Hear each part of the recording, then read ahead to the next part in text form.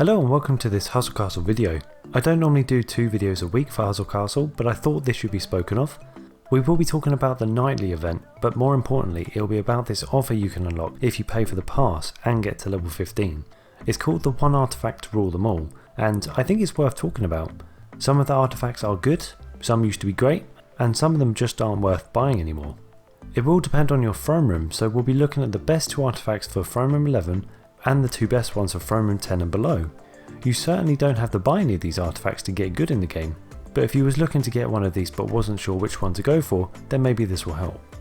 Now these will only be my opinion and not actual facts, so just take with these how you feel, and this might depend on what actually would work for your team. For throne room 11 people, I would say the best one to go for would be the unpleasant surprise, and that's because at throne room level 11, ancient sets start to become the only thing that really matters. Yes, you can have a great hero, yes you can have loads of gems, but if you go up against a couple of 6-piece set fighters and you don't have any 6 pieces, you've basically lost already. So this is going to be great because not only can it make one of the enemies side with you for 2 seconds, but this also means you could use their abilities on the enemy as well, and with this happening every 14 seconds is a great artifact to go for. The next best option for throne room 11 would be the Friend of the Seas, but this is only the next best option if you can put the Rune of Transformation on it. Yes, healing the whole team is great for keeping your team alive, and reducing the enemy's attack and movement speed is great, but the main benefit of the Rune of Transformation being on it is being able to resurrect someone every 20 seconds. This does mean that this artifact has to be on someone that's mainly a tank, but I think that the abilities that it brings to your team are totally worth it. Just before we move on to the throne room 10 and below choices, I do have a diamond giveaway going if you didn't know, which you can find a link below, and make sure you check that out to have your chance of winning 250 diamonds. So for throne room 10 people and less, the best artifacts I would recommend buying would firstly be the Fiery Dragon Egg. This is because this will hit every enemy for 10,000 damage and still burn them for another 25,000 damage within 10 seconds. This means against 6 fighters you'll be dealing in 60,000 initial damage to the enemy team straight from the get-go, and then another 150,000 in 10 seconds to the whole team. Not as like to each person, but individually that will add up to 150,000. Now that's a hell of a lot of damage that can help you win that fight. Other artifacts can help in similar ways, but this one is guaranteed, and that's why it takes the number 1 spot.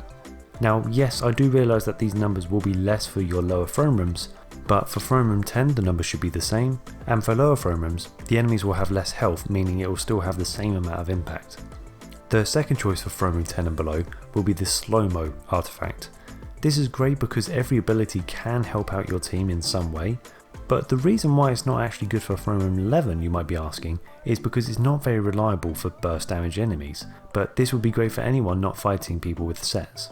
The best thing about this artifact is the amount of damage you can gain if the Fury Snail comes out, and how much damage the enemy loses because of it. Now talking about one artifact which isn't good anymore, and this is the Chain Lightning.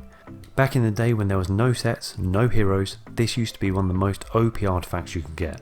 The damage was insane at the time, and the fact that this could hit up to 6 fighters was also great for Clan Wars 2 to keep it continuous. It also was very rare to see people using it, and the people that did have it always did well. But unfortunately, as more and more events come out, the damage becomes less significant with better armors, and compared to the rest of the artifacts, it just isn't valuable anymore. If you don't have many artifacts and somehow get this, don't be worried, this can still help your team. I'm just saying it's not as good as the ones in the offers. Maybe with a rune on it could be good, so if anyone could tell me if it's worth it with a rune on it, I'd love to know what changes actually get applied to it and see if the artifact is any good anymore.